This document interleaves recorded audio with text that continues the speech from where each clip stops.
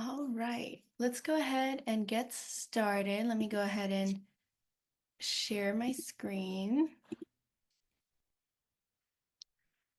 So today we're going to be talking all about your supported decision-making story. So we're going to focus on learning about what supported decision-making is and finding out what your story is. Because even if you don't think you're using supported decision-making yet, odds are you probably already are. We are using it every single day. And so, first off, I just wanted to introduce myself. My name is Vivian Doe. I'm the project manager for DVU as a part of our supported decision making and training and information center. And so, I'm really excited to be able to bring this training to you all and help. Hopefully, you all can become co trainers with us and present at future training. I'll go ahead and pass it off to Mod Squad, our co-trainers, to introduce themselves. I can pass it off to William first.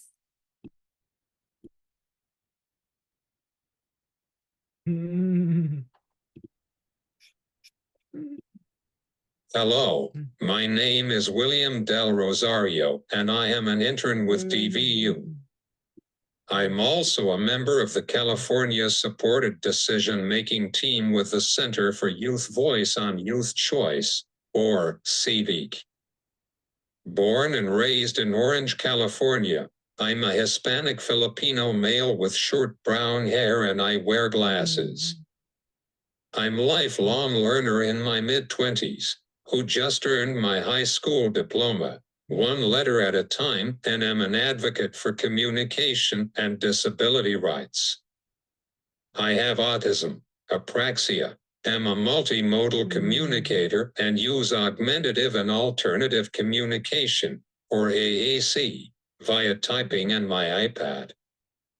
As we begin our presentation, I invite you to join me in my mission to make communication and a self-directed lifestyle accessible to all.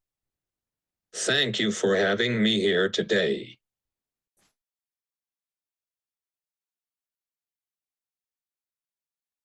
All right, we can go ahead and pass it over to Isabella to introduce herself. Hello everyone. My name is Isabella Santoyo and I am from a busy beachside community of Long Beach called Belmont Shore. I am a soon-to-be 23-year-old college student with long brunette hair and walnut-colored eyes.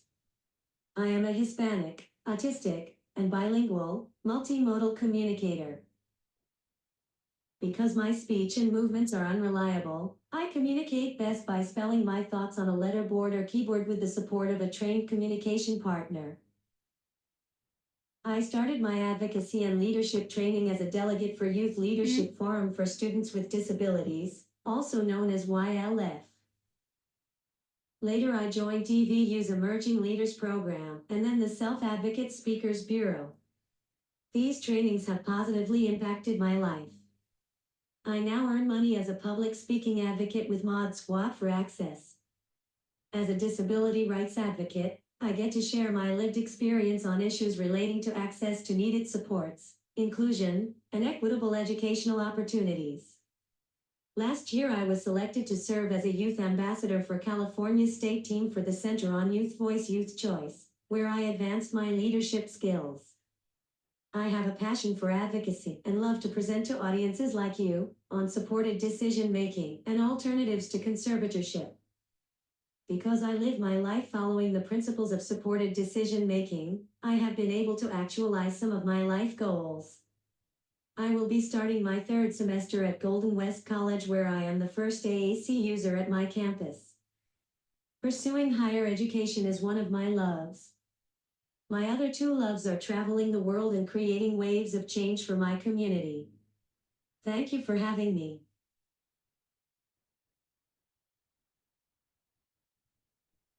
We'll go ahead and pass it off to Otto for his introduction.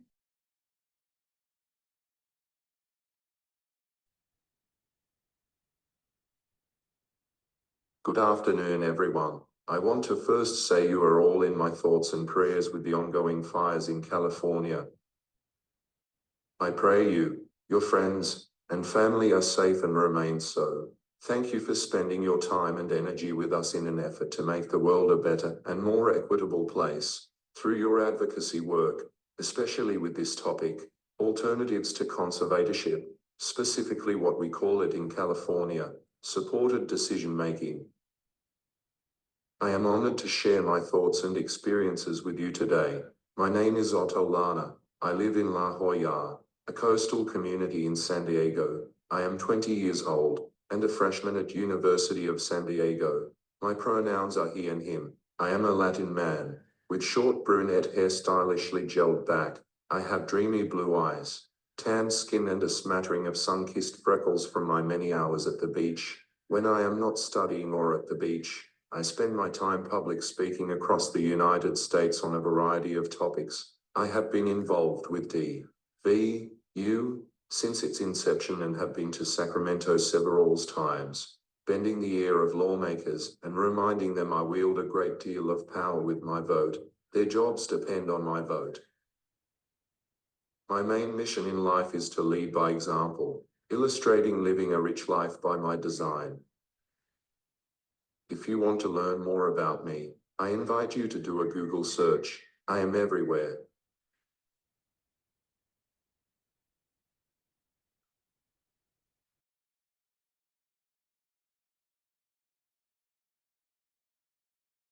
All right. Thank you everyone for our introductions, and we're excited to get started. Just a reminder of some Zoom controls. You are able to unmute. The camera function is there as well, and as well as using the chat. Feel free to leave comments and questions in the chat. We'll have a question and answer session at the end before we go into breakout groups as well.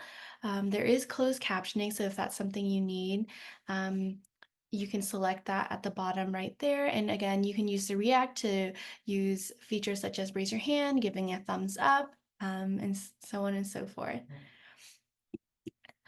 And so I just wanted to start off with this quote, supported decision-making is a human right. Everyone should have the right to make choices with support and without the courts. So today we're going to be talking all about supported decision-making as an alternative to conservatorship. And so we really want to focus on how decision-making is a right that everyone should have, regardless of their disability and regardless of what types of supports that they may need. So we're going to start off this session with a quick video that the Mod Squad created on supported decision-making. Thinking about alternatives to conservatorship should happen long before your 18th birthday. Supporting someone's decision starts in elementary school with presuming they are competent enough to make a decision in the first place. We can only be supported authentically when given the dignity of risk, living full and vibrant lives, making mistakes, and growing as humans. This is called supported decision-making. Let's normalize our involvement in all of our life choices. Education is a huge part of our lives. With supported decision-making, we are able to choose to learn a trade of our choice, sign up for courses that meet our interests, and even pursue a degree. These goals can only be realized with a coordinated team of supporters sharing in my vision. Managing personal health care is daunting for everyone, but we need to make informed decisions about our health care needs. We have a support team here with us. Whenever we need them, gathering information to make decisions is a team effort. Dignity and respect are the goals, and proper support will get you there. SDM means we are a part of our healthcare planning. Choosing where to invest your time in the workplace is a huge life decision. Many of the systems we navigate today often have a narrow focus on the limitations of disabilities. However, access to a strong circle of support can help bring vision and life to the employment decisions we make. With the right support, the landscape is much broader and everyone can see the possibilities, not the capacities. There are chapters in our lives that have yet to be fulfilled. With support, we can cultivate a future for ourselves to thrive. The goal should not be a life of survival on public assistance, preparing for the worst. Our best life is one where we have opportunities to make our own financial decisions. Of course, we need advice and support on budgeting, spending, and investing to have financial success. Everyone does. Being disabled should not equate to living in poverty. We have money to spend. Let us choose how to spend it. The freedom to experience all that life has to offer is my right. Living loud is thrilling and joyful. We are called to live full lives that inspire laughter, creativity, and hope. We meet our greatest potential when we are supported in creating the quality of life that is truly worth living. Living authentically, living supported, living our best lives.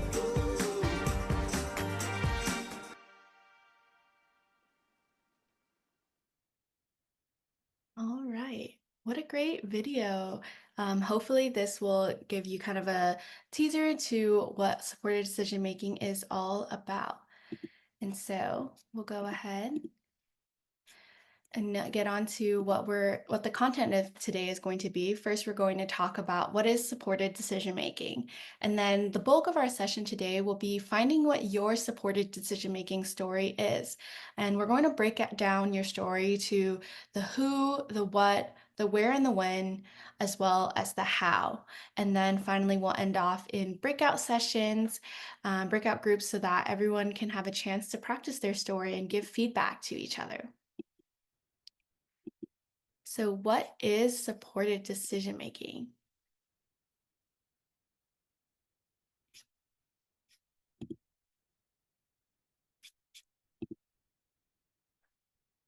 We'll go ahead and hand this one off to Otto.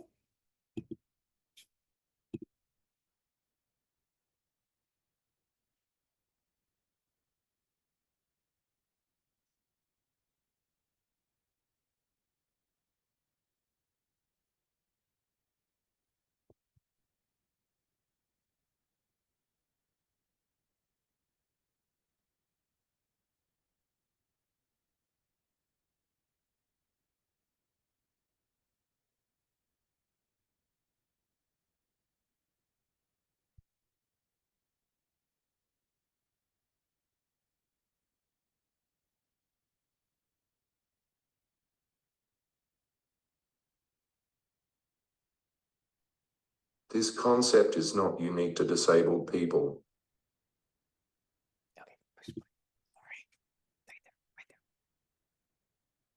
Let's talk for a moment about unalienable rights, rights that are inherent to all people and cannot be taken away. You guys remember that from the Declaration of Independence, right?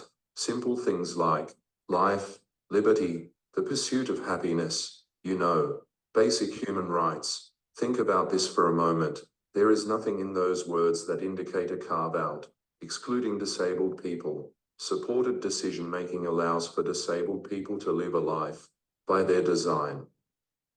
The amount of support you, as an individual, wants or needs, is in constant flux depending on the day and the situation. This concept is not unique to disabled people. Google and YouTube would not be the behemoths they are if society was not seeking advice and support 24 hours a day. We all need assistance. We all deserve the right to make choices and learn from those outcomes. We deserve the dignity of risk. This simply means we deserve to make choices that differ from the norm or the traditional, and we also deserve the ability to change our minds if we did not like the outcome. We deserve to be able to choose between full support, decisions made on our behalf, and minimal support. Independence does not mean a life in isolation. It means the freedom to choose. Autonomy of choice empowers us to live a life by our design. Conservatorship removes your rights. Supported decision-making retains your rights.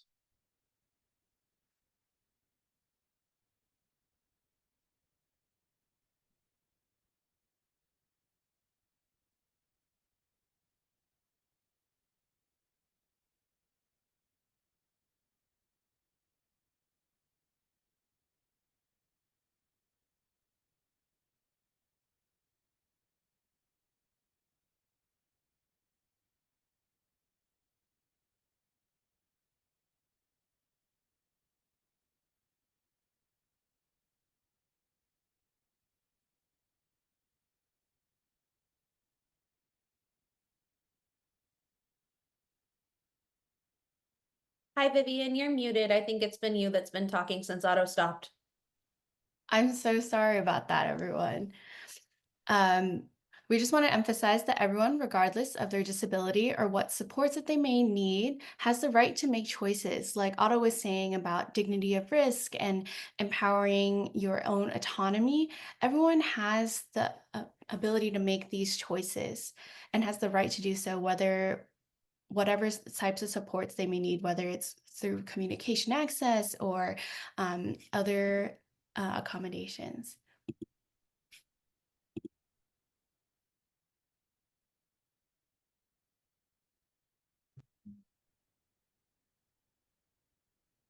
Today, supported decision making, or SDM, is available in 11 states, including California.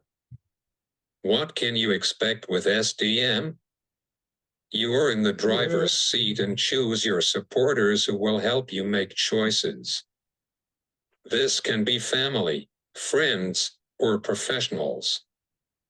Remember, they are your circle of support, and the goal is to help you with your decisions, not to let someone decide for you. This support can be continuously strong at different points and have various degrees to keep our lives complete. Figuring out how to keep the individual at the center is the biggest part of the equation. For some, this is informal, but for others, you can decide to use legal documents. As your life changes, the type and amount of support you need may change too. That is exactly what SDM is designed to do. Disability should not limit a life with voice and choice.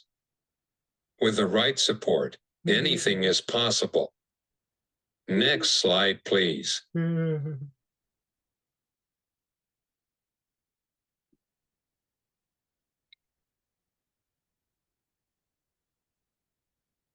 I use SDM every day and in all environments. SDM is a way to describe making decisions for yourself but always having a circle of support available if and when you need it. Of course, I like to be the one who decides how I spend my day and, more importantly, my money. This is my right. Outside of the home, SDM is a must too. Take a look at the slide and ask yourself if you are asked to make decisions in more formal settings like the ones listed. Does your doctor talk to you and direct important health questions towards you? In the event your doctor is giving you treatment options, with SDM, you have the right to decide the option that best works for you. The beauty of SDM is that you have a circle of support you have chosen that you can turn to help you make those difficult decisions. SDM in formal meetings like IPPs is important. We as consumers should be the center of all supports and services discussed. When we are empowered by our own decisions, we live more meaningfully. Take education, for example, students should be the ones deciding if they want to have access to academic learning. Putting students in charge of their education will only help as they enter adulthood. Because I use SDM, I am the one who decided to pursue higher education. I am the one who decides what classes I want to take. If I need help with a decision about school, my mom and dad, who are part of my circle of support, are there to guide me. So the answer to where you can use SDM is everywhere.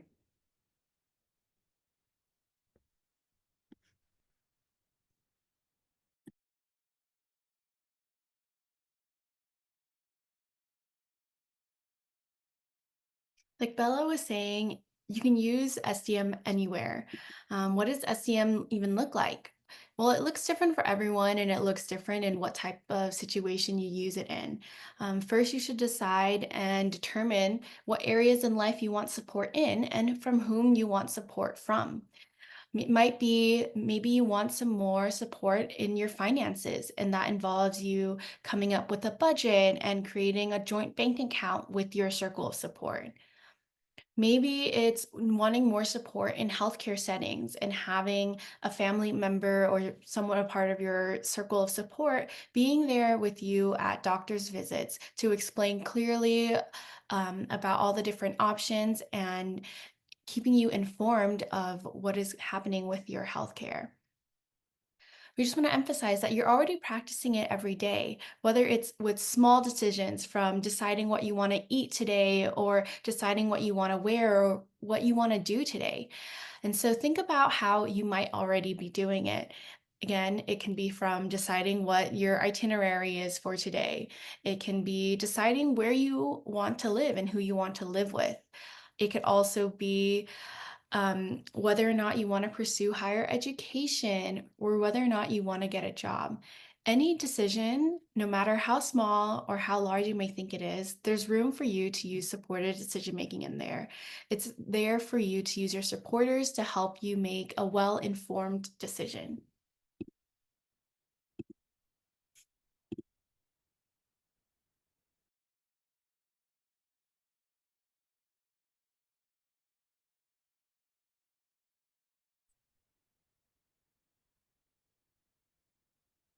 Education is near and dear to my heart. I love learning.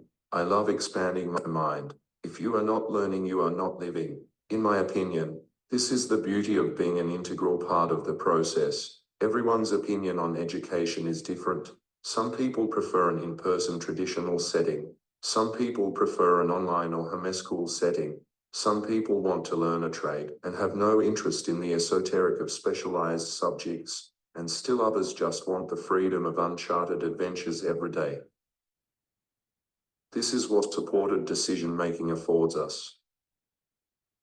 The freedom to choose our paths on our educational journeys. Here is where students turning 18 are often teams funneled into conservatorship. Misinformed educators in the transition team will tell parents they are no longer part of the decision-making process for their child. Out of fear, parents will conserve their soon-to-be adult children, taking away their rights. SDM is a collaborative process, seeking to give each person the most out of their educational experience, whatever that means to the individual and their team.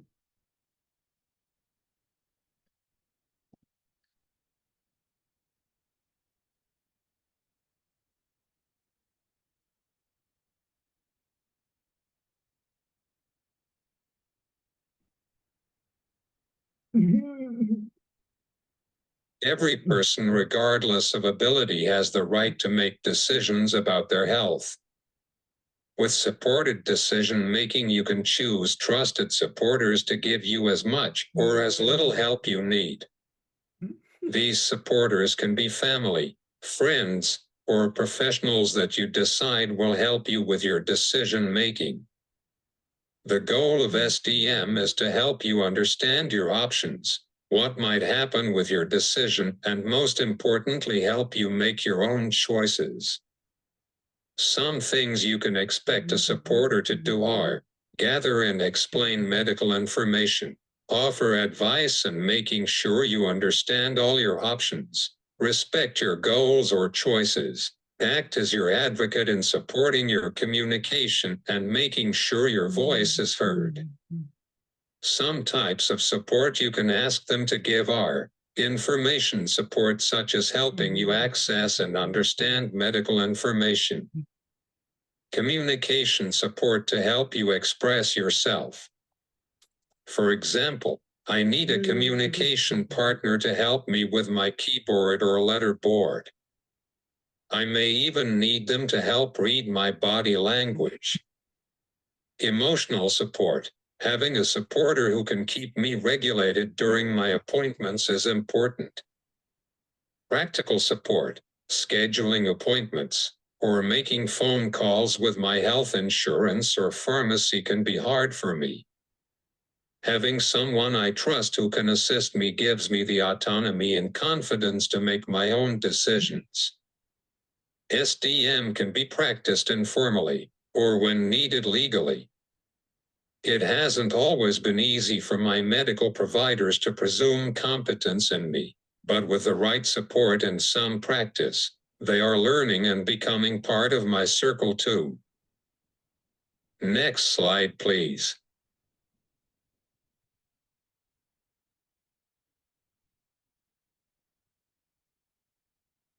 There was a time early on when traveling was not easy. Thankfully, I had the support I needed to learn the wonderful beauty of making memories. Through my adventures, I learned to love traveling. I've been fortunate that I have traveled to over 10 countries, the most recent being Japan. When I travel, I always have a companion who knows how to support me and my communication. My companion is usually my Aunt Diana, who presumes my competence and doesn't decide for me or make assumptions. Some questions I'm asked are simple daily living ones like, do I want to shower or bathe? She asks me what I want to wear each day. In restaurants, my mom helps me look at the menu and I point to what I want to order.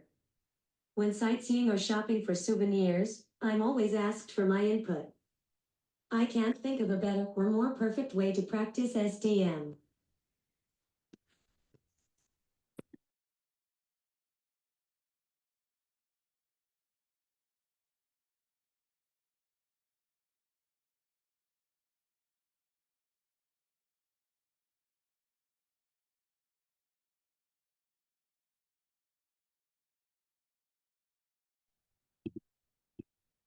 All right.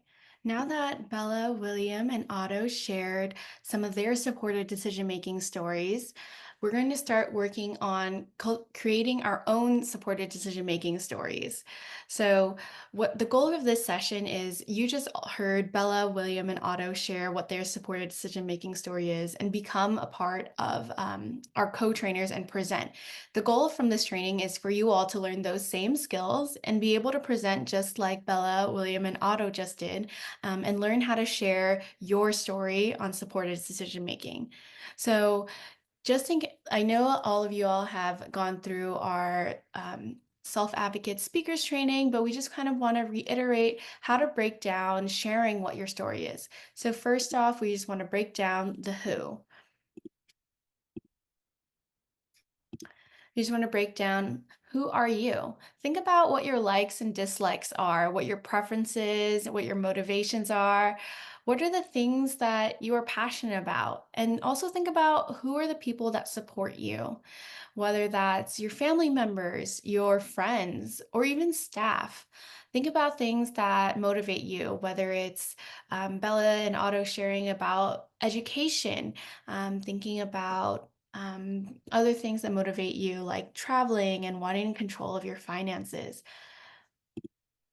So now we have, this is just a quick example of how we can think about who you are and how it impacts your supported decision-making story. So in this story, my name is Sarah Lee. I'm a 25-year-old individual with autism who wants to be able to have my own job and be more financially independent and own my own pet. My supporters include my parents, an older brother, and some of my staff. So begin to think about who you are, what motivates you, and what types of decisions are you wanting to make, and who is going to be your supporters there.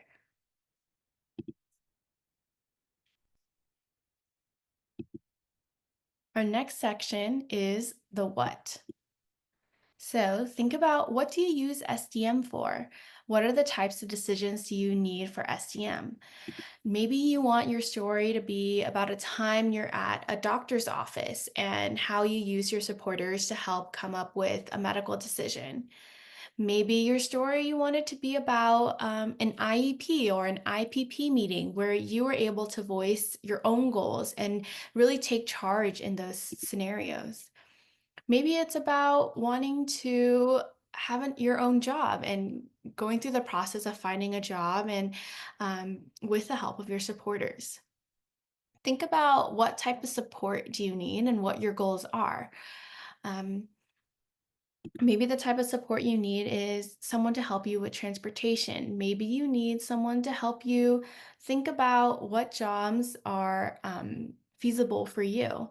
Maybe your goals are to become more financially independent, like Sarah Lee's was, or maybe your goals are different. So think about that as you begin to frame your story. We're going to continue on with Sarah Lee's story. So here for her goals, it's to be able to find a job that lets me earn enough to own my own lizard. I know I need help with budgeting, finding a job I am qualified for, transportation. I also know that I don't need help managing my schedule to fit a job and caring for a pet. The thing with supported decision making, it's knowing when and where you need support, but it's also acknowledging that you don't necessarily need support for all decisions. That's up for you to decide.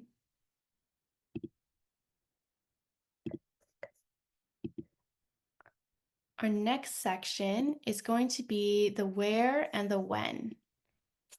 Think about where and when do you use supported decision making and think about the different types of scenarios. Again, whether it's at a doctor's office, maybe it's at a bank, maybe it's at school, not just in the classroom, but at IEP meetings.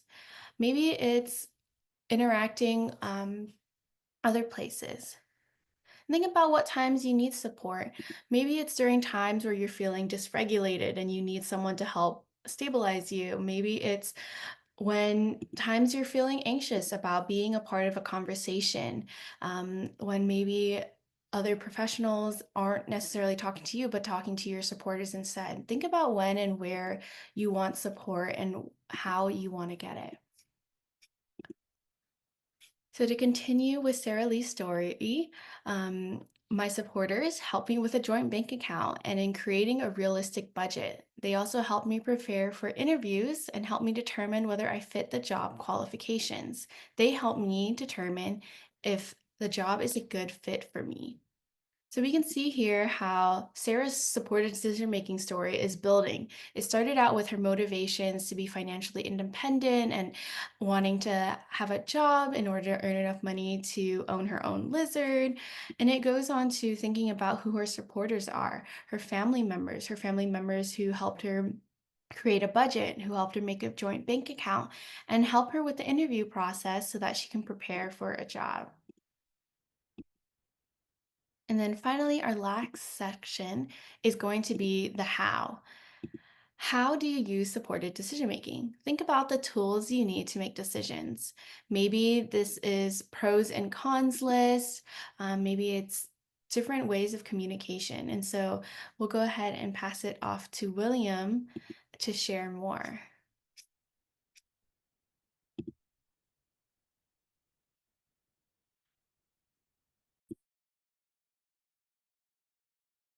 For me, this starts with presuming competence. We need our supporters to think about the possibilities and opportunities while living our lives as young adults. Decisions are made every day, both big and small. My parents practice SDM with me, and the amount of support I need can be different each time. When I was younger, we invested time in communication training. My parents have been my main communication partners. Accommodations I use are my letterboard, keyboard, and iPad when I'm able to type. I might also ask for more time, reports, or information ahead of time so I can review with my support and prepare any questions I may have. My support may even use a whiteboard or ask check-in questions with yes or no. We might even expand our circle to a friend or professional who can help me with more information or suggestions so I can make my decisions. As my circle grows and I work towards independence in my adult years, sharing these tools with anyone I include in my circle of support helps them help me. My point is, even if it takes extra time, believing in someone and giving them the dignity of choice is how you start. These same practices can be carried over to bigger decisions. With practice, we can make progress together.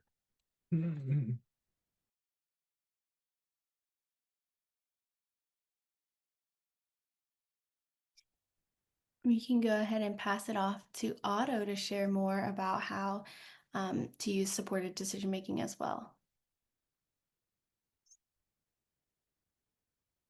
I am very confident and outgoing. Some would even go so far as to say outspoken. Let that sink in for a moment. An outspoken person who uses alternative and augmentative communication tools. I have had the luxury of living in the same community my whole life. Everyone knows me, from the rangers at the state park where I hike, to the bankers where I keep my money. I am generally well regulated and can handle most situations. But my support team is well aware of when I need to pivot. A robust system of communication and a well-trained support team that believes in me is my secret sauce. Teamwork makes the dream work. My communication tools vary from the high tech of an iPad and specialized software to the low tech of a letterboard or choice board. Despite the modality, the results are the same. My opinions are understood and valued. You cannot be part of the decision-making process if you are not understood or valued. Pros and cons of any decision come from experience and trust.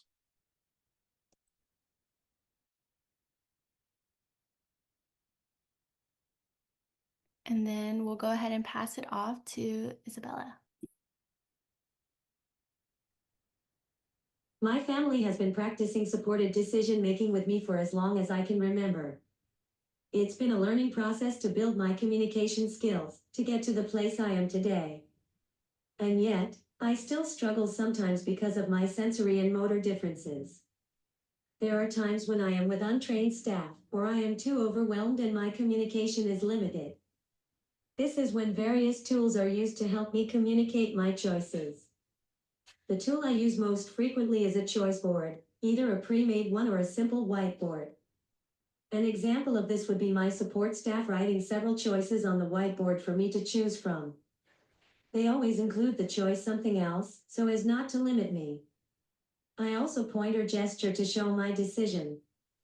When I am having a hard time, it helps when my circle of support help me find calm and help my motor movements with coaching. I communicate best when I feel safe and with a trusted and trained communication partner. This is ideal for supported decision making, which is something I use every day. With SDM, I am in the driver's seat and that feels great.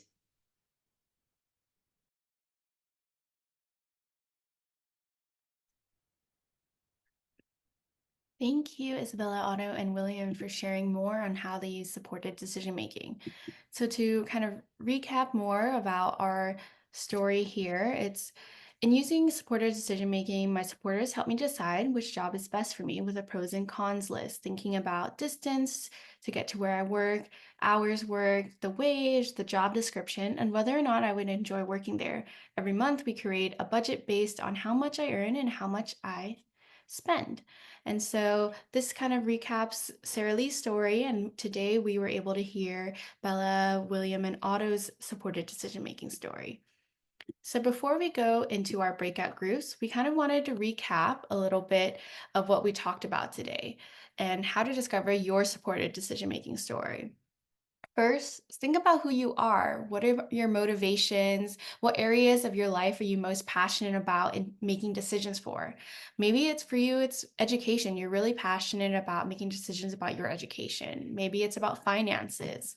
Maybe it's about making medical decisions. Number two, in what scenarios do you use supported decision making? Think about what types of decisions you need help with, and then when and where do you use supported decision making? Again, it can be something as everyday life, thinking about what decisions you need to make throughout the day, thinking about your itinerary, or it can be larger decisions, thinking about where and who you want to live with. And finally, to tie it all together, it's how do you use supported decision making? How do your supporters help you make decisions? What tools do you use to make sure your preferences are heard? Maybe it's using a choice board like Bella was talking about. Maybe it's creating pros and cons lists with your supporters. Think about how you use it. And together with these three pieces, you can put it together to make your supported decision making story. And again, this can be about any story. I saw some questions in the comments about what our stories can be about. It can be anything where you're making a decision. Like Bella was saying, with supported decision making, you're in the driver's seat. So in any scenario where you get to make a decision with the help of your support, that's your supported decision making story. So now we wanted to open it up for any questions and answers questions anyone might have before we head out into our breakout groups. Feel free to type out questions in the chat or go ahead and raise your hand or unmute if you have any questions.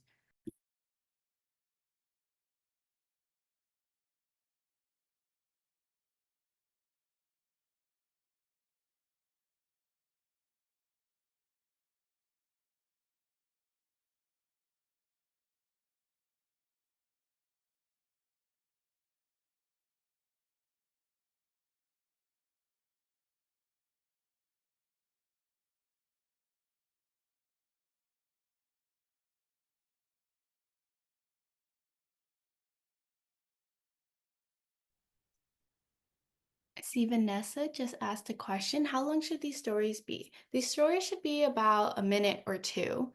Um, because we're just practicing today, I would just focus on thinking about the different parts of the stories, and next week we'll get to flesh it out even more. Um, we can flesh it out even more and put it really into the curriculum, because you're at these trainings, you're going to be a co-trainer. So you're not just going to be sharing your story, but you're going to incorporate your story into the slides, and talk about it in different situations. So I would aim about 1 to 2 minutes for these stories. Jennifer asked, could the story be about something in the past? Absolutely. It doesn't have to be something that happened yesterday, today. It could be something that happened in the past. Any story will do.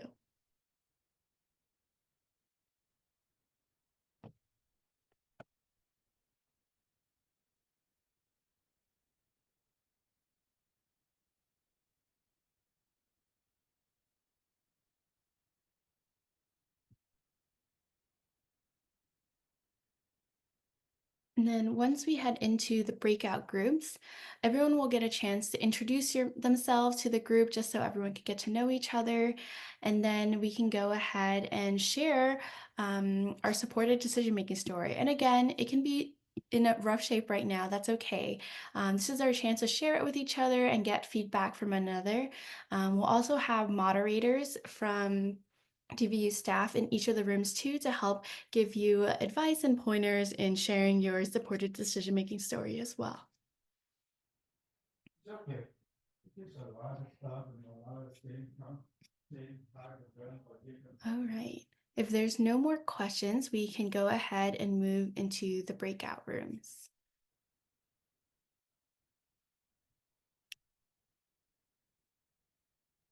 Okay, I'm gonna send everybody right now and then I'll just check in and make sure that they're working after we've started, okay? The ASL interpretation will stay in the main room. So when I check in your room, if we need to come back for ASL, let me know, but I think I've got it all set.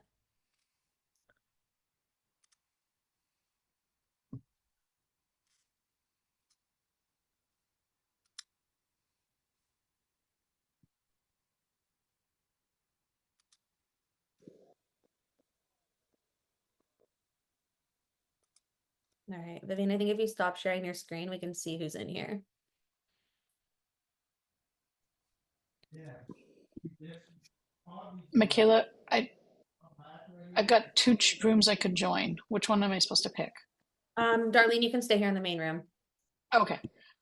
So they keep hanging out there, and we just like, they didn't have a limit, so we grabbed one and then we grabbed more and just rolled it Move up. everybody's spotlight so we're all back in the middle. It's like, and then we went out to the car and put it in, and we go back in and got oh, What is this? it's great. It's mom first Oh, time. okay. If you want to see everybody, you just need to go to gallery. But everybody is unhooked. No, so if you're in this room, this is one of the rooms. So don't worry if you didn't get a note to go to another breakout room. It seems like there's more people in here, but that's because we have interpreters. So I'm gonna go check on the other rooms, Vivian. You should be good to go.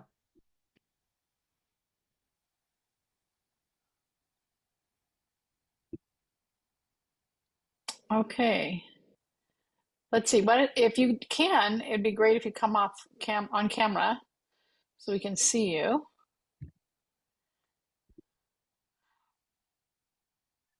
Vivian, are you responding to William?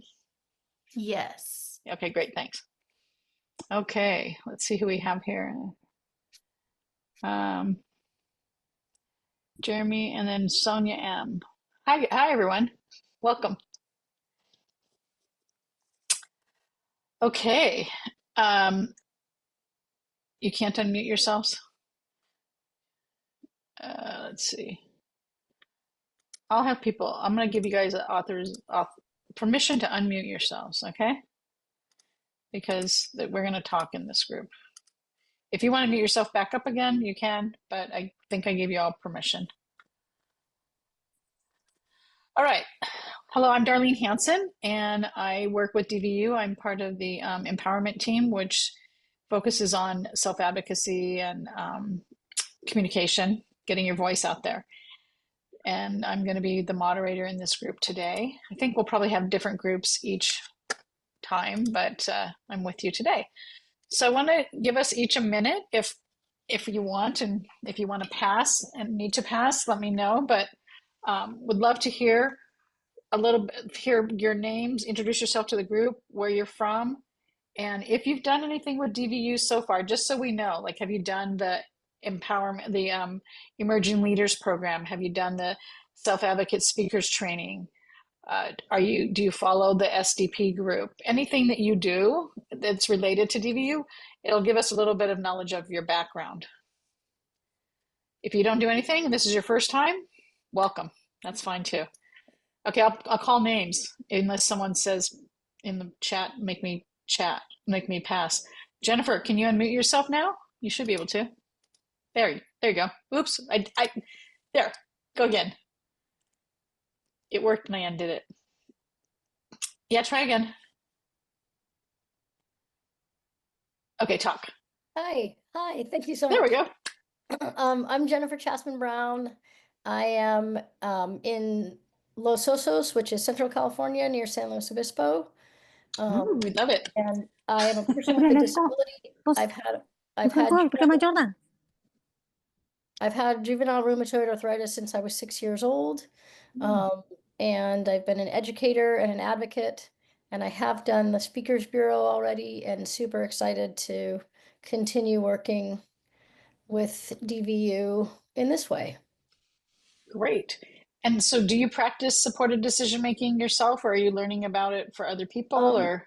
I'm learning about it for other people. I mean, I realized as people were talking that I was like, oh, like if you're a human being, you probably have done We all do it. decision making, right? Like, Right. So I was thinking of actually like when I was younger, I've always been active to the degree that I could, and I just was thinking about how when I was in high school, the school didn't want to let me play sports because they were concerned about my safety, and I wanted to. So that was a place where I certainly employed it, supported decision making to kind Great. of find ways to participate. Yeah. Yeah. Okay, great. All right. Well, we'll chat with you some more here. Awesome. Gary, would you like to share where you're from and any experiences you've had with DVU? Hi. Hi. My name is Gary Walker. I have used self decision making daily in my life, and mine helps me a lot with the process in terms of helping me to um, make choices and being able to show what the options are. And so when she helped me to break it down like that, it helped me to see what my various options are and being able to make the best choice. And I feel very good about making the decisions I make. And it's not easy for me to make. Sometimes I feel frustrated because I don't know which one to make. And I know that when I do make them, I ultimately feel a sense of empowerment in knowing that I'm living my best life and making the choices I want to make. And so it's a daily process for me, but I truly am glad to know that I've been a part of this process in doing the shared decision making, and just being the best I can be with that. And I feel very good about that. Great. And where do you live, Gary? And I've been doing this. I've been doing it for 18 years, And so it's been a very long and good process, particularly with fighting with the advocating for the with the weakness center, against the weakness center. And I'm looking to continue to be an advocate for others who don't have a license job. Mine is a professional advocate, and I want to be the best advocate and finding a fit job. And where do you And live? I wanted to be a speaker for DVU as well. Oh, great. And I'm also an emerging leader for DVU. Perfect. And I'm very Thanks. part of the speaker bill as well. Great. Okay. Great. You are active with us. I love that. Thank you. Okay, let's see. I'm just going on my screen here. Lillian, are you able to come online and tell us about yourself? You can always put things in the chat if you'd rather do that too, people. That's fine.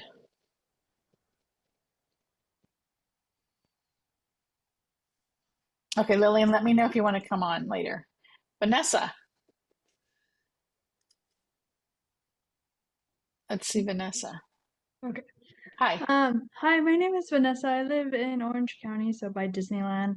I have been part of DVU and with the Emerging Leaders Program and also the Speakers Bureau, and super excited for this training on supported decision making.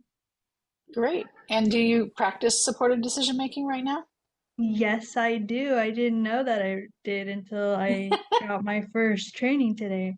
I mean, everybody uses it, but I don't think that everybody knows like the term. Like I didn't know that that was like the term, if that makes sense. Right.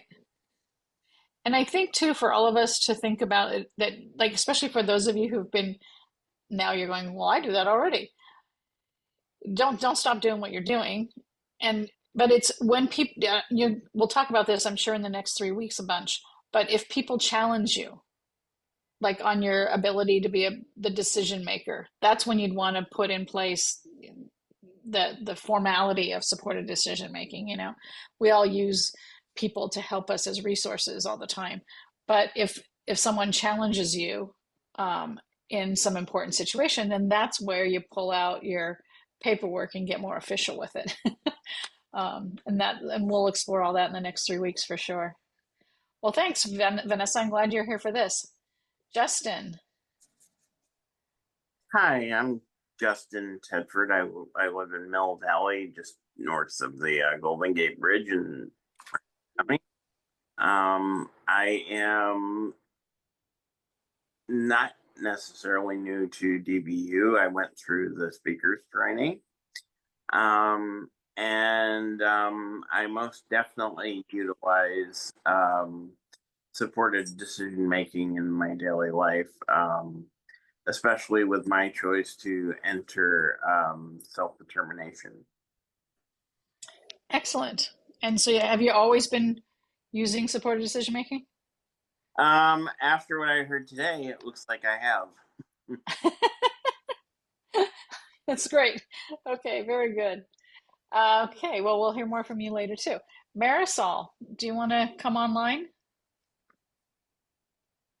Hi, my name is Marisol Ferrante, and I work at Independent Living Resource Center San Francisco as the Assistive Technology Coordinator. And I have a disability, and I've used SDM in the past for when I was looking for a job. My job coach, I thought I wanted a type of job, and she said, well, your personality won't fit with that job. And so she suggested I tried working at the job I have now, and it turned out to be the best job I've ever had. So and I went through the speakers training, I think it was a couple of years ago. Mm-hmm. I can't think of anything else. All right. And so you live up north, and so you have practiced this in a sense yourself as well. That's great. We'll hear more.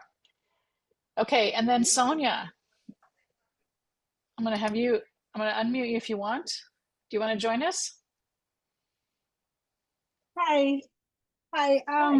My name is Sonia Morales, and I'm an ambassador for DBU from Regional Center of the East Bay. I'm learning, and I want to give more to the community. And I'm learning this because I want to inform other families who can get beneficial from this information. My son is conserved. He's he has a severe case of autism. And when I did the conservatorship, I didn't know about other ways to help him make decisions. But maybe sometimes we want to be able to revoke the conservatorship, and that way we don't have to. I know I'm worried, like what I hear, like if I pass, and nobody else in the as a conservator for my son. Of course, yeah, and the states take over, and I'm worried about that, and I didn't know that when I did it. So I want to educate myself for Yeah. my son, but also for other families. Perfect. Okay, great.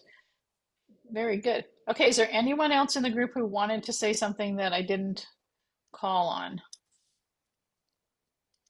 I see Levi's AI note taker, so I'm assuming Levi's not actually in the group right now, but I don't know if that's a proper assumption or not. I think Levi's in another room.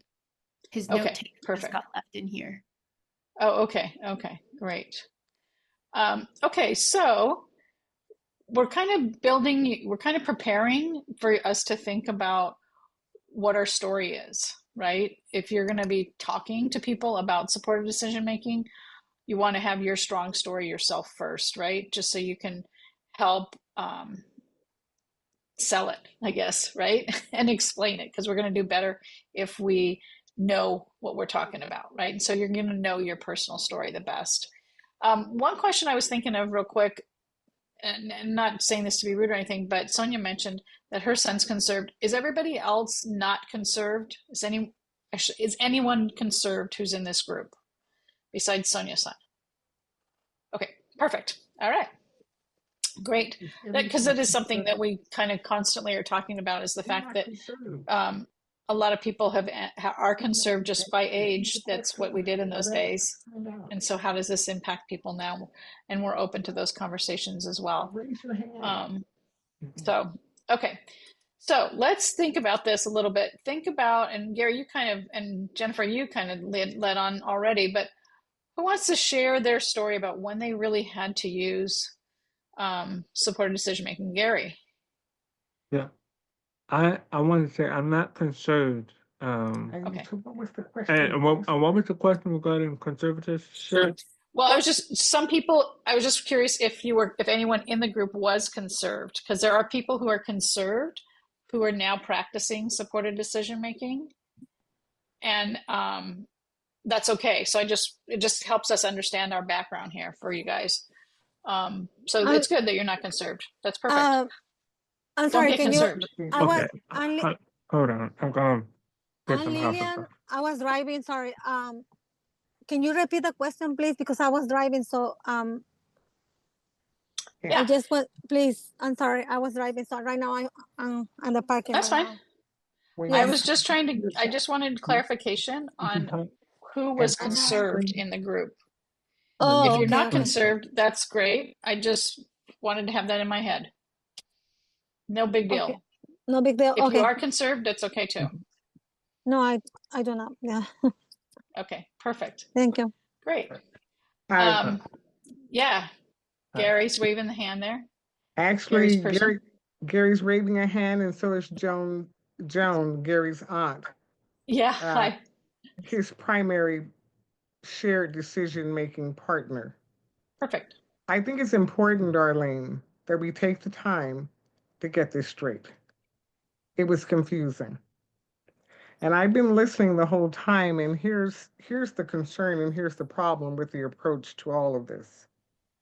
We're not addressing the fact that even this, it has been addressed by many people thus far when they say, well, I've been using shared decision making, I just didn't know the terminology.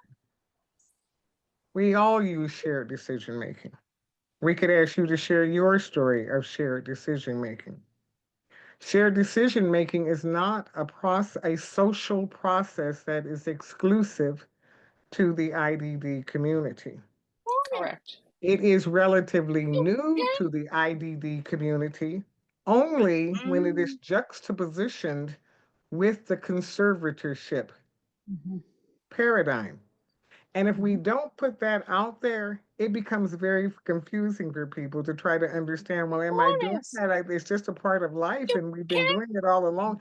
And now we need to come up with some kind of way to tell a story that's focused on SDM to show that we know. And all of that is not person-centered. The whole reason the name of this is shared decision making, it is juxtaposed to someone else making the decisions for you. That's not person centered. And when we focus on your shared decision making story as opposed to focusing on your life story, which involves shared decision making, it gets very, very confusing. So I just wanted to put that a little bit in there as a partner with this shared decision maker because I understand and I'm looking at the confusion when it got to that part of let's focus on your, we want to make sure you have a good shared decision making story. Everybody has one. Right. Tell your story, not your shared decision making story. Tell your story and what was used to help you to be empowered to tell your story. And it'll get at that other thing. But when you try to get at the other way, I think it's counterproductive. It is confusing sometimes, and I think it's confusing because it's new and because we're trying to educate for the future and repair the past at the same time. But you're absolutely right in the fact that supported decision making is something that we all do. We all ask friends for their advice. And we We don't, all and we do not assume that if we do not have what has been labeled as disabilities, that we have any need to try to explain something that is just a very natural right. process. So And so we yes, don't that's where want the to difference lies. complicate our ability to effectively advocate in this area by buying into a terminology that is not person-centered. It is really agency-centered, and it is a reaction to the Yep. what should be obsolete institutional system that had conservatorship in the forefront. And so I get what you're Right. saying, and we can get at this, but it's very important that we don't build in the paradigm that we're trying to change into the paradigm that we're trying to build to change it. If that It's makes sense. like I when people talk about inclusion with me, and I've been Mm-hmm. talking about inclusion since probably 1991. Mm-hmm. And when people talk about inclusion with me, I say the fact that we have to talk about inclusion means we don't have inclusion. And it also means that, who's making the definition, who's including whom in what. Right. And so you Exactly. shouldn't have to have Okay. these So conversations. the word Okay. the word tolerant is a similar I paradigm. gotcha. So we could go on forever Right. for that. But I just in hearing that, and I'm looking at Gary, and I'm seeing the confusion. I'm hearing it come from other people, and I thought I would just jump in there. I'm So giving you back. let me see Okay. if let me see. Thanks. Sorry, Gary. Let me see if I can put this in terms of what the purpose of this supported decision making is. And the purpose of what we're doing and the purpose of what we are giving you tools about, it's called supported decision making. The reason we have to move towards a bill to get supported decision making as a recognized practice in the state of California is because so many people have been told they had to be conserved. And those of you who aren't conserved, who have disabilities or have challenges or have people questioning your ability to make your own decisions, you just went for it. You just did it yourself, which there's a lot of people who did that. But now people in the system, when they turn 18, they are told, families are being told, you have to make conservatorship. And we're talking about understanding that you don't have to do that. It's kind of like the pendulum went too far over here. Now we got to bring it back again. I saw you, Jennifer. So that's the only reason we're doing this, is to help people understand that when they hear those words, are you conserved? Is your person conserved yet? Do you have the paperwork saying your person's conserved? You have a tool, an official tool, because we live in a litigious life here, to say, no, I'm not. Now, some families have just gone for it and said, we're not doing that. And that's great. And you can still do that. But if you need a backup support system, that's what supported decision making is. Am I getting this right, Vivian? Yes.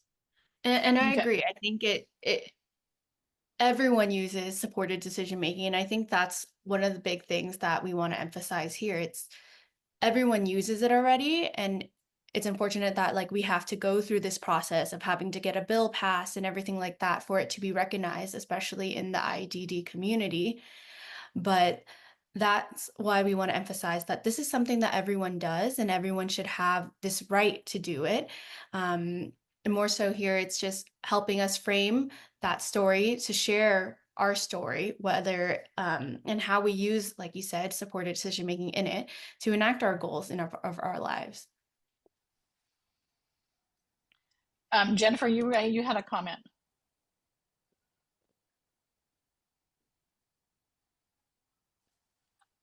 Oh, do I have to? Okay, I got to do it every time. Sorry. Thank you. Sorry about that. It was just, this conversation was reminding me of one of the videos that was shared ahead of this class, the like Taylor and Timberly, I think it is, the mother and daughter, and how the mother described that when her daughter graduated from high school, the like school leaders or counselor, whoever it was, just gave her guardianship papers and was like, here, this is what you need to do for your daughter now so that you can assign a guardian for her to like make decisions for her moving forward. And that the mother was like, wait, what? Like, this is the only option I have. So I just feel like the conversation is really important. And then the options, people having options, right? There may be somebody who says, no, guardianship is better for me. Like, I just want somebody to be in that role for me. But I feel like a lot of people have the capacity and need the opportunity to choose supported decision making. But the idea that it was like not even a choice, it wasn't even part of the conversation for somebody who was legally an adult. Well, and I Strange. think it gets complicated because in those moments where people are told that, that wasn't even true. People were just saying that. It was not actually a law. Okay. So, what those of you who are not conserved right now and who already just live your life this way, I feel like you can support this process and this advocacy by saying, I've been doing this without any paperwork. And here's how I do this for myself. Here's how I make sure people listen to me. I'll tell a little quick story about my friend who's hearing impaired, a different friend who's hearing impaired, whose name is Gary, and he was a close family friend of mine. And he was a guy, he had a family, he worked a job, he just was deaf. He used sign language. But he got sick. And when he got sick, all of his health care, because he lost communication when he got sick, I mean, he couldn't sign very much either. All the doctors assumed that he didn't understand anything because he was deaf. And so we had to go in and say, no, this is a guy, this is not who he is. You're not done working on him yet. He's not talking to us. He's not telling jokes. He's not socializing with his friends. He's not driving his car. That's who he needs to be. And until he's that person, you still need to be helping him medically. But they were ready to they just assumed that he was a deaf guy that didn't talk and didn't communicate. So that was us. He didn't have any paperwork. It was just us stepping in and saying, no, you're not done. So those are just typical scenarios that we can get involved in. And I think for you all to, if you have things like that, where you have either been a part of something where someone's challenged you or seen others being challenged, how did you step in? What did that look like? That's your supported decision making.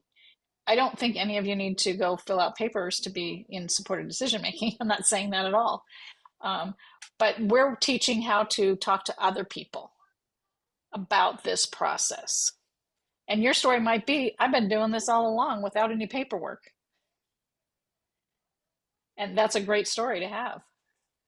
But also recognizing that other people are not having that luxury because they're being told as a family, you have to conserve your person. And we want to be able to say, not really.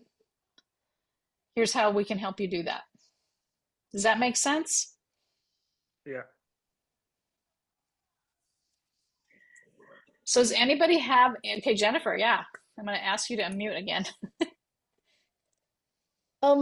So when you talk about giving people that option, is that both an educational thing or a legislative thing or both?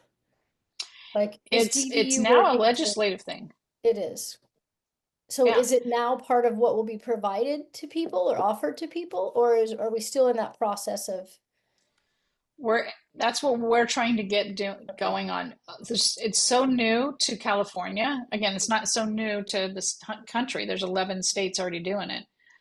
But it's so new to California that the people that are having these conversations are teachers, because that's when you're 18, they're in your Yep. life, and regional centers, because they're in your life. And so getting the word out there to all the educators and all the regional center people who might be inclined to be the people saying to the mom and the dad, you need to conserve your individual. Have you got the paperwork together for that yet? He's turning 18. Some people are told they can't come to a meeting anymore because they're not authorized to do that because their individual doesn't communicate well. I mean, none of this makes any sense. I get that, but this is the words that people are hearing. They're hearing, we can't go, mom can't go to the meeting because she doesn't have conservatorship over her 18-and-a-half-year-old son. So when you say Okay. other states are doing it, is it written into the state law? It's part of what's provided to somebody when they become a legal adult? Like, here are Yes, your options? Okay. just like it is here. So it's AB 1663 is but our people don't know about state. it then. Right. It just Okay. came in, was it 22 or 23? What are we in? We're 25 now. So I think it was 22. Okay. So it's still new. Thank you. Yeah, those are good questions. Anybody else have any thoughts or questions about how they might participate in this? Did you think that you signed up for this session to be advocating for people or to learn about how to do it for yourself? What would you say? I'd say both. Okay. Perfect. Let me give you, hang on. We do have some examples here.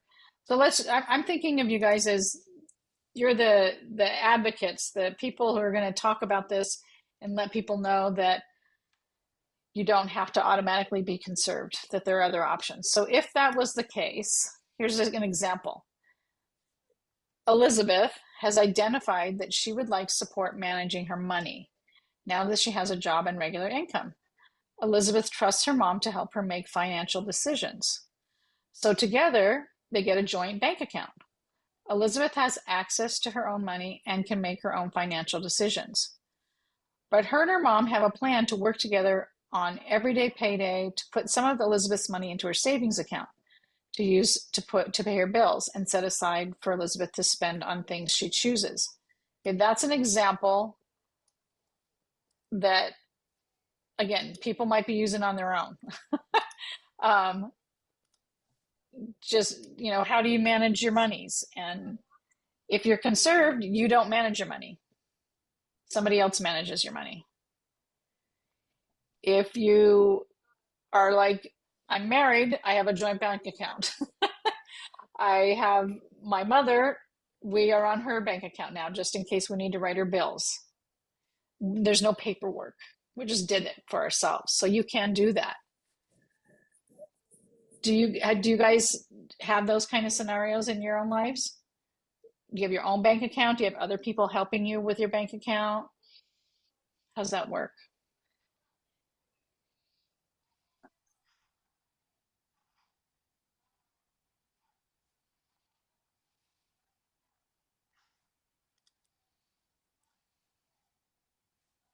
Anybody? Oh, Gary, hang on, Gary. 1 second. Vanessa has her own. Okay.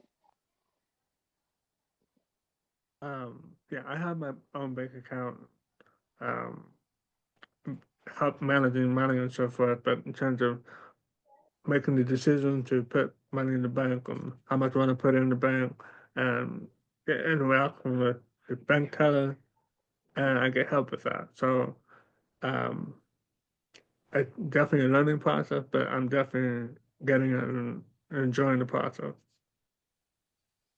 Yeah. Um, I have people that I use as advisors on my money as well. um, you have your go-to people, right? Jennifer put in there in SDM, if the individual and the supporters disagree, what happens? See, that's a good question. That's a good question. Thinking of the people who support you, even if you have your own bank accounts already, but do you ever think, no, but I really want to do this. I really want to save for this. I really want to have this. I really want to spend my money on this. Has anybody ever had that happen?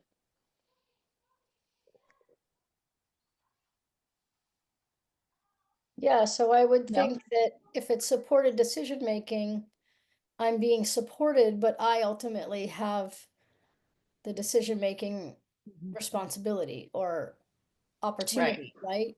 So like right. I've disagreed with people that I've been making decisions with, and I think it needs to be clear who the ultimate decision maker is, right? And that would make Hmm. sense to me that it's the individual who's being supported, who is Right.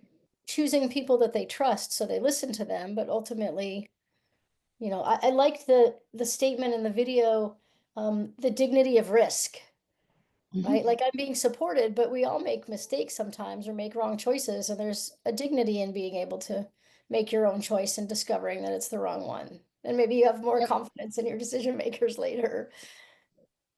But I No, think it's that's important. that's exactly right. That's exactly right. We all um, you learn from mistakes. That's just what you do, you know.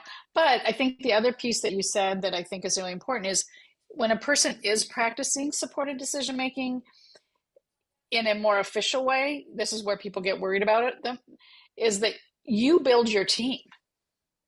So yeah, you might not, like, I'm not going to come up, like, thinking of me and my husband, for example.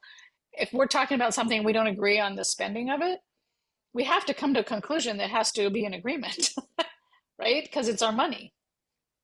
So if you have more questions or you have more rationales, then you just keep going until you come to an agreement. You got to give and take until you come to an agreement, right? So because these aren't strangers, these are your people. They understand your lifestyle, they understand your wants, they understand your person-centered plan, all of that. And so you invited them because they're there for you. So it doesn't mean you have to agree with them, but they're there to help you and weigh it all out with you and let you fail if you need to fail for a minute. Um, oh, real quick here. Don't take me out yet. 1 second. Sonia said, how can we advocate for individuals who parents doesn't want to conserve, but this person is nonverbal? Okay, so they don't want to conserve. Well, all of the people in the video in the lesson that you saw, the speakers from the Mod Squad, they're all non-speaking people. We'll talk more, Sonia, but it's about getting communication for the persons. And I understand where you're coming from. It's a very complex situation for many non-speaking people, and we can spend time on that.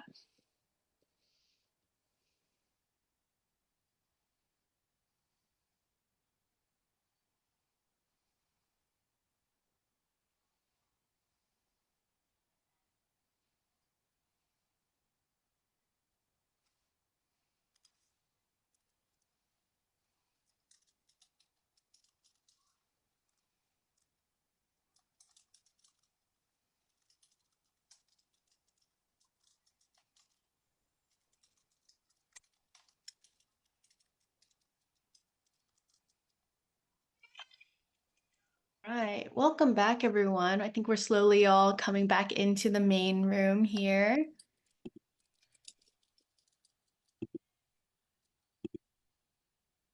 How did everybody's session go? Does anyone want to share out maybe their story, a story that they heard from someone else, or just something that you learned about supported decision making today?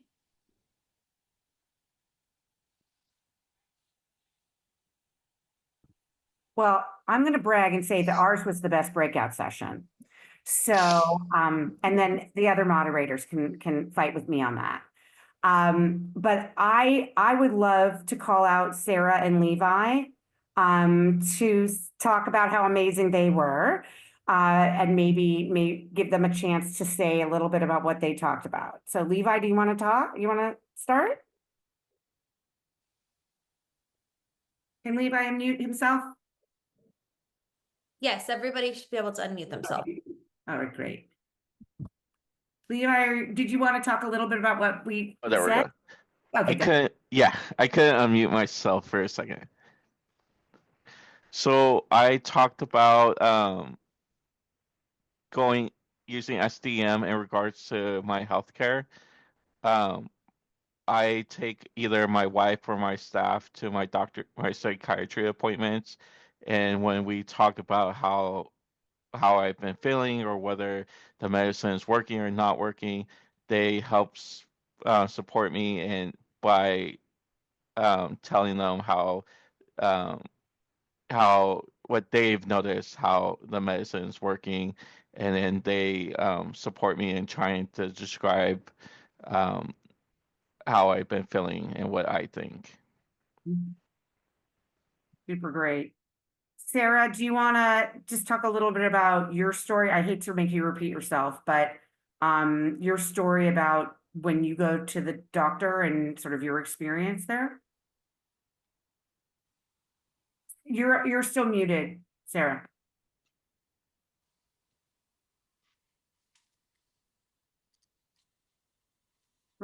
There we go. There it goes. Okay. You're good. All right, Sarah, when you're ready, I'm here to support. Hey, all. Yes, lift up, please. I am going to share that often I'm overlooked and the doctors or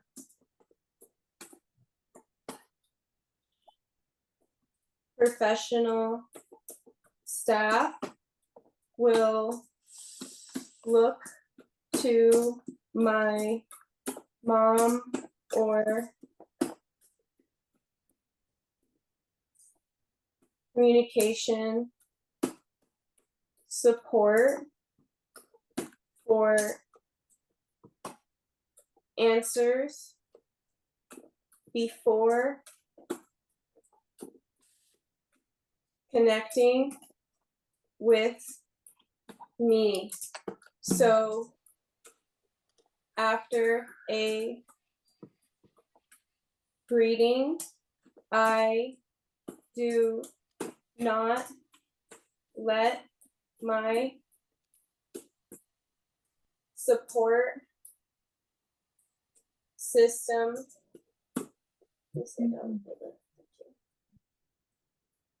speak unless I ask them to support with information or ask them a question. Wonderful. Thank you, Sarah. Vivian, I see Keisha's hand is up. Yeah, let's go ahead, Keisha.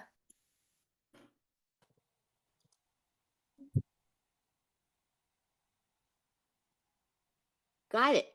My SDM story is very similar than the other two people who previously spoke. Today I went to a medical office and I brought my support staff with me, and it's a new doctor for me, so I made sure that the doctor knew that she was speaking to me, not my support staff, and she gave me all the information while my support staff is listening, and I could by collaborating with my support staff, I can make a informed decision on what pathway I want to do with my medical treatment, and then afterwards, after I got out of the doctor's presence, we continued to talk about it, and I made an informed decision using SDM about what I want to do next. Perfect. Great. Hey, I want to talk about our group a little bit because it was a little bit different. And so in the group that I was in with and Vivian was in, there were a number of people, probably the majority of the people are just people who have disabilities, who live their life talking for themselves and didn't know that they were actually doing supported decision making. So that whole conversation about why is this a thing? Like, but again, people don't know that not everybody gets to do that. So we spent a lot of time talking about the fact that this is about teaching people that there's another option to conservatorship when people are being told they have to be conserved, or the systems are saying you have to start getting this paperwork together. So a lot of our conversation was just about that, about they're like, well, I do this all the time. I just have a bank account. I don't know. Why wouldn't it be okay? So it was a different conversation. And I think what came out of it was, how can you as a person, if there's any other people besides the ones that were in our group who are living life just because that's how you've always been, how can you advocate for others who, so that they understand that they don't have to listen to the fact that they need to be conserved anymore because people are being told that they have to do these things. That's where we're coming from. It was kind of like, why do we make a law about this? I was just already living it. Why did we pass a bill on this? I was already living it. So it was a different conversation.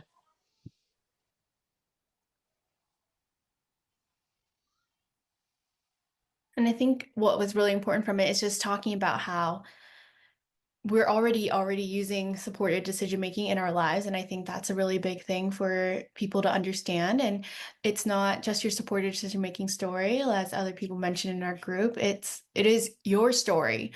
Does anyone else want to share out on their story, or maybe something that you learned about supported decision making today?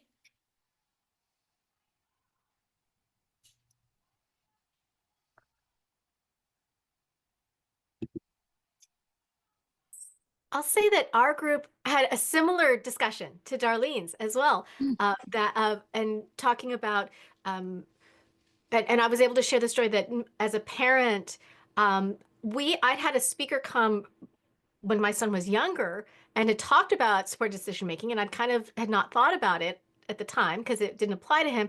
And then as he started turning 17 and a half, about to turn 18, and we started getting the pressure, you need to do this, I remembered having heard about it before and said, oh, wait, I got to go back and look at this. There is another option. I don't have to do this.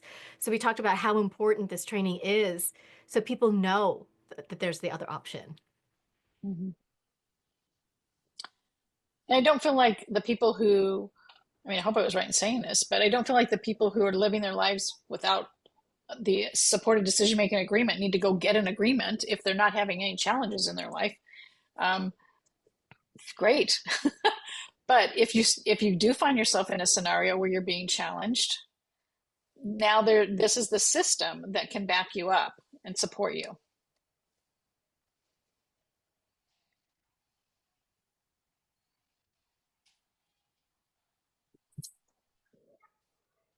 All right. Is there anyone else that wants to share on their experience today? Maybe it's something, does everyone feel like they learned a little bit more about supported decision making today? I know some people came on today saying they didn't know too much about supported decision making before they joined.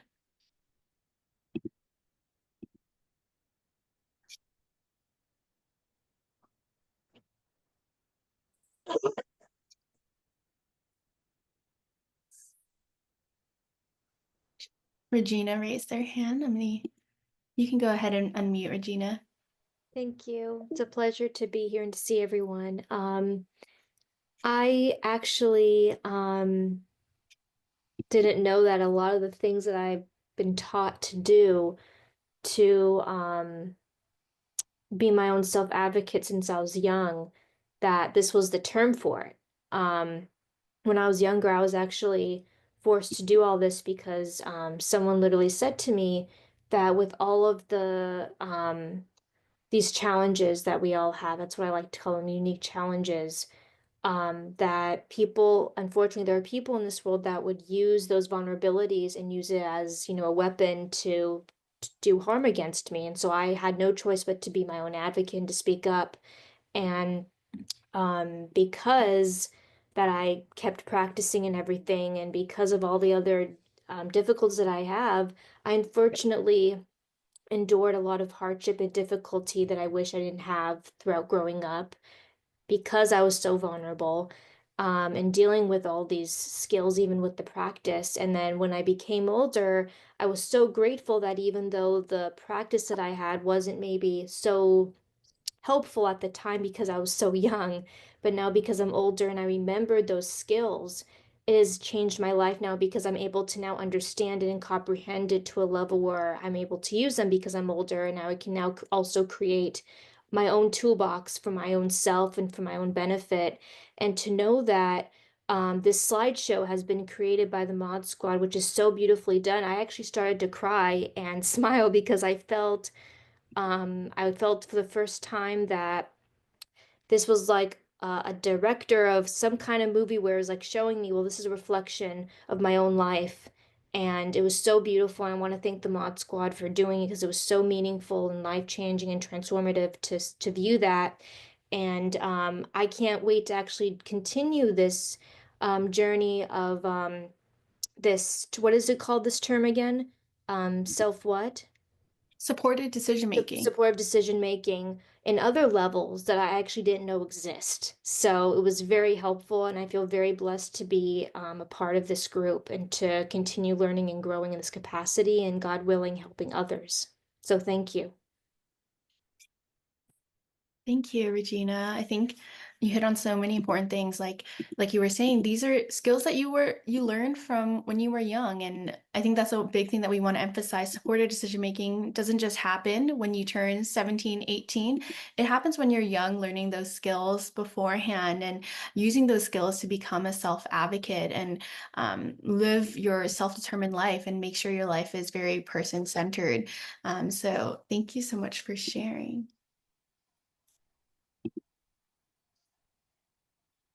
If there are no more comments, we can go ahead and close out with our checklist for today to get ready for our next session next week.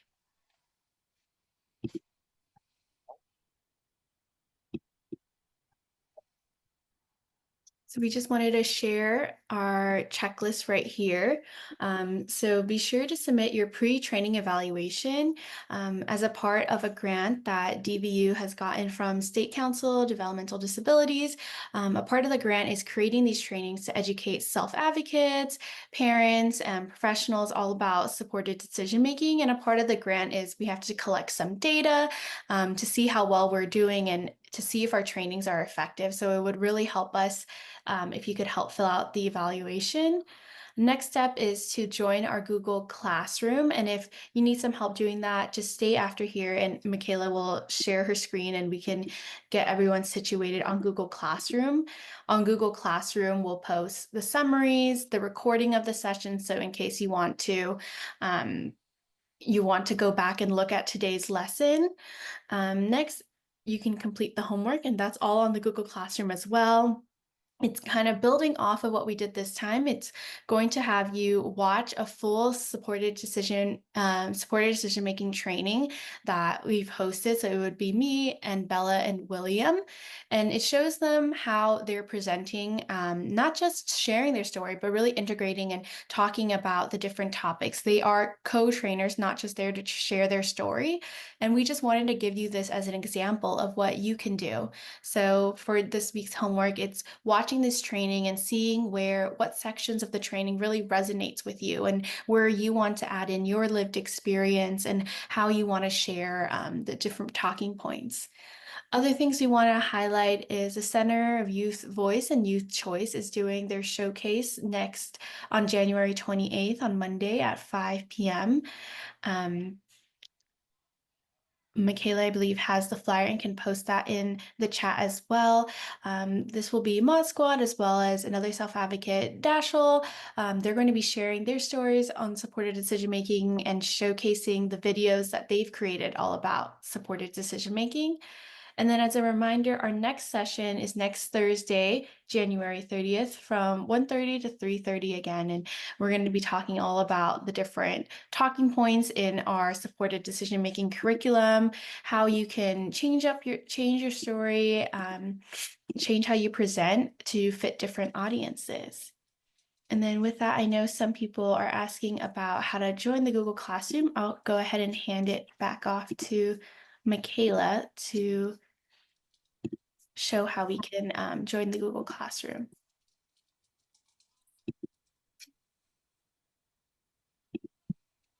Sorry, I was trying to find the civic flyer. I just put it in there. And I have the link too. Okay. Okay, so the civic flyer is in there. That's with the Mod Squad who is here presenting today. And then let me get on the Google Classroom and share my screen.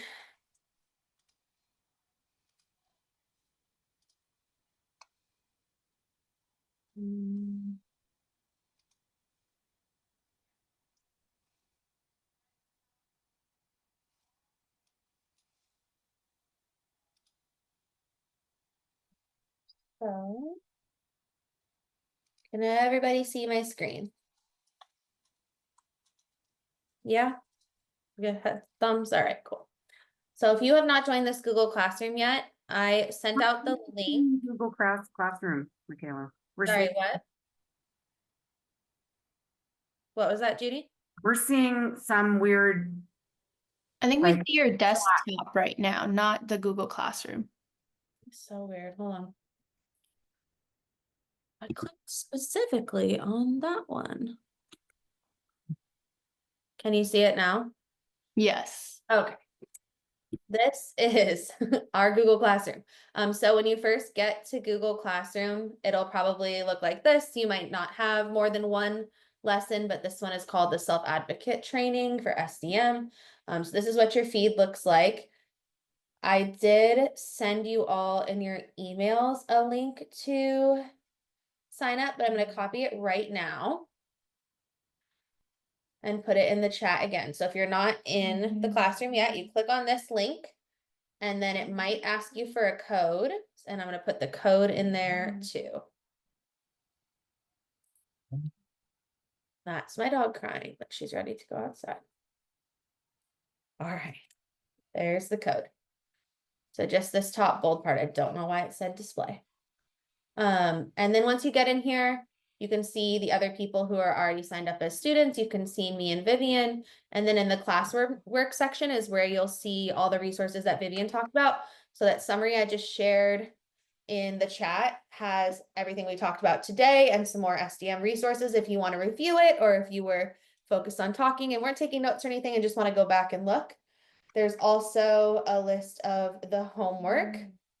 Vivian did talk about it, but it just reiterates, it has a link to the full presentation to watch and then timestamps where you can go to get to the individual sections of it.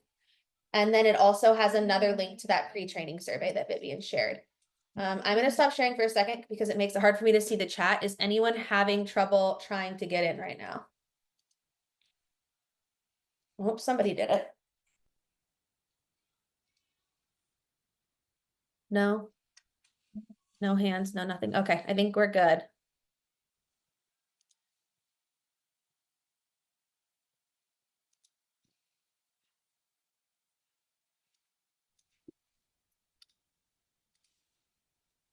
All right.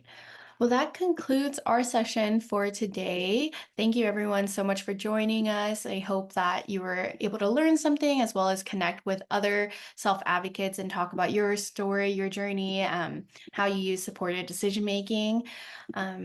Again, the homework is there, and if you need to get in contact with us, feel free to leave a comment on the Google Classroom and we'll be able to help you out there, or you can go ahead and email us if you're having any technical difficulties as well. But yeah, thank you everyone so much for joining us, and we'll see everyone next week at our training then.